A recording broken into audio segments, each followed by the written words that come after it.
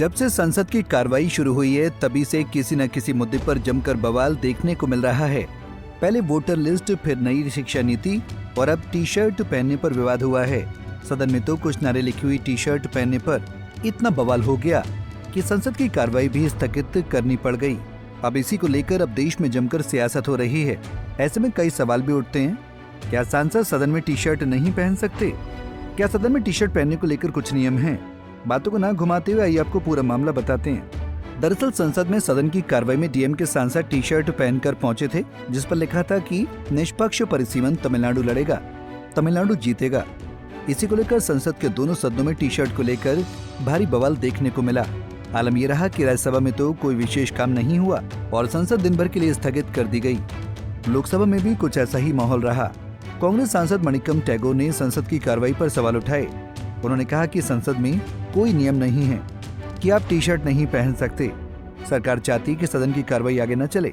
सुनिए क्या कुछ कहा मणिकम टैगोर ने। It is very unfortunate that the government doesn't want the parliament to run. Tamil Nadu MPs were wearing a T-shirt saying that justice should be done for a delimitation. And when there is no rule in the parliament, and Rule 349 clearly states that there is no dress code in the parliament. Anybody can wear any dress.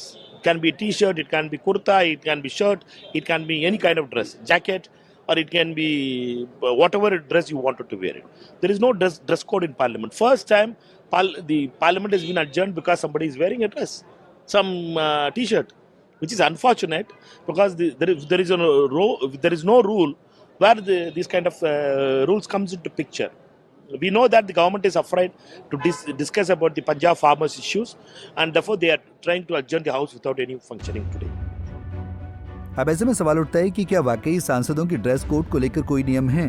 अगर नियम है तो सदन में फिर इतना बवाल क्यों हो रहा है? क्या कहते हैं नियम? जानकारी के मुताबिक भारत में संसदीय विधानसभा सदस्यों के लिए कोई ड्रेस कोड नहीं है। नियम के अनुसार सांसद अपने हिसाब से किसी भी तरह के कपड़े पहन सकते हैं। सदन में सांसदों की ड्रेस को लेकर नियम में यही है कि वो किसी भी तरह के कपड़े पहन सकते हैं, बस वे गरिमा में हों।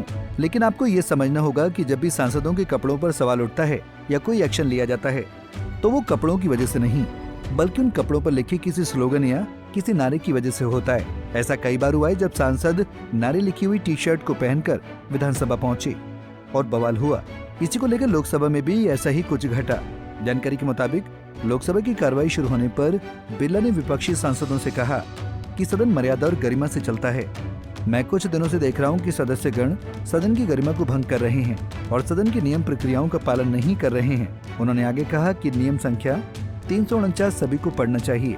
इससे पहले संसद में बजट सत्र के दौरान 3 भाषा नीति के मुद्दे पर जमकर हंगामा हुआ, जबकि लगी आग आज तक धधक रही है। इसी को लेकर कुछ सांसद शिक्षा मंत्री धर्मेंद्र प्रधान के द्वारा की गई टिप्पणी का स्टॉल ओढ़कर पहुंचे। इसमें अनसिविलाइज्ड शब्द लिखा था, जिसमें पहले 2 अक्षर यू और एन को काटा गया था। जानकारी के मुताबिक इस पर भी चेयरमैन ने नाराजगी जताई। इसके बाद इस मामले ने तूल पकड़ा, सदन की कार्रवाई स्थगित कर दी गई। बहरहाल साल 2026 में होने वाले परिसीमन पर सियासी घमासान जारी है। ऐसे में डीएम के सांसद परिसीमन और 3 भाषा का जमकर विरोध कर रहे हैं। 3 भाषा को लेकर तमिलनाडु में लंबे समय से विवाद देखने को मिल रहा है। ऐसे में परिसीमन को लेकर भी विवाद गहराता जा रहा है। परिसीमन को लेकर दक्षिण के सांसद विरोध कर रहे हैं।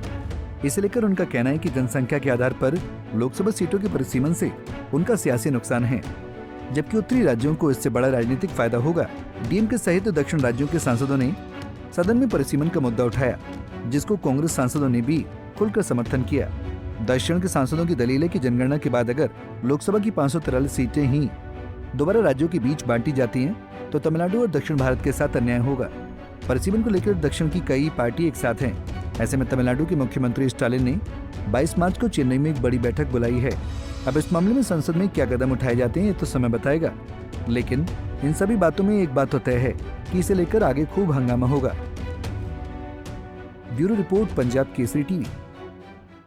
हमसे जुड़े रहने के लिए हमारे YouTube चैनल को सब्सक्राइब करें और नई वीडियो की नोटिफिकेशन के लिए बेल आइकॉन को दबाएं।